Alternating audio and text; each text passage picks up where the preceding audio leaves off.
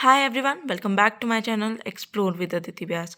In today's video, I'm going to discuss about plant disease. Alright, अगर हम previous teaching exam के paper देखें, उनमें भी बहुत सारे क्वेश्चंस आए हुए हैं कि आपके पास कोई भी डिजीज़ दी होगी और आपको बताना है कि वो प्लांट में किस तरह की डिजीज़ है, बैक्टीरियल है, फंगल है, वायरल है या किस तरह की डिजीज़ है, ठीक है। तो उसी को देखते हुए आज का ये टॉपिक हमारा रहेगा। So let's start the video, but before starting that अगर आप मेरे चैनल में नए हैं then please subscribe it. Alright, so सबसे पहले जो हम डिस्कस करने वाले हैं that is disease caused by fungi की फंगाई की वजह से कौन कौन सी डिजीज़ होती है, ठीक है। तो rust of wheat, damping of seedling and red rot of sugar cane, ये तीन तरह की जो बीमारियां रहती हैं ये होती हैं हमारी फंगाई की वजह से, ठीक है। यानी कि जो सीड हैं वो उस तरह से ग्रो ना कर पाएँ, प्रॉपरली ग्रो ना पाएँ, तो ये किसकी वजह से होता है, फंगाई की वजह से।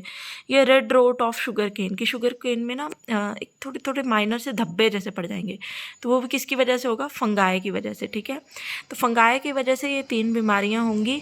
RDR आपको याद कर लेना है, ठीक है। RDR, rust of wheat, red rot of sugar cane and damping of seedling, RDR। Then disease caused by bacteria, bacterial disease में सबसे इंपॉर्टेंट जो डिजीज़ रहेगी that is your ring disease और विल्ट ऑफ पोटैटो, ठीक है। Conduction system में इसमें problem आ जाती है। जाइलम, जाइलम से याद रखना है जल और फिलोइम से याद रखना है फूड, तो कंडक्शन सिस्टम में, ठीक है।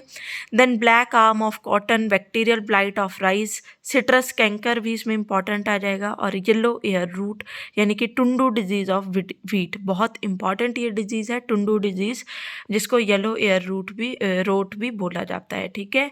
तो ये बेसिकली हमने यहाँ साइड में बताया हुआ है मैंने कि क्या क्या हो जाता है जब ये वाली डिजीज़ होती है, तो क्या प्रॉब्लम्स आती हैं प्लांट में, ठीक है। तो ये आ गई हमारी बैक्टीरियल डिजीज़। इसके साथ साथ अगर आपको ये क्वेश्चन आए कि हाँ ब्लैक रोट अगर कैबेज में हो जाता है तो उसका भी डिजीज़ क्या कौन होगा, बैक्टीरिया ही होगा, क्योंकि बैक्टीरिया में ही ब्लैक आर्म और ब्लाइट और मतलब जो भी ब्लैक कलर की डिजीज़ होंगी वो बेसिकली हमारी बैक्टीरिया से रिलेट करेंगी, ठीक है।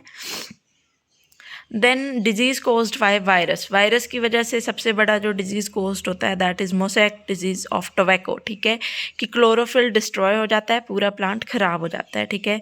बंची टॉप ऑफ बनाना, ठीक है, कि प्लांट जो है वो बहुत छोटा सा हो जाता है।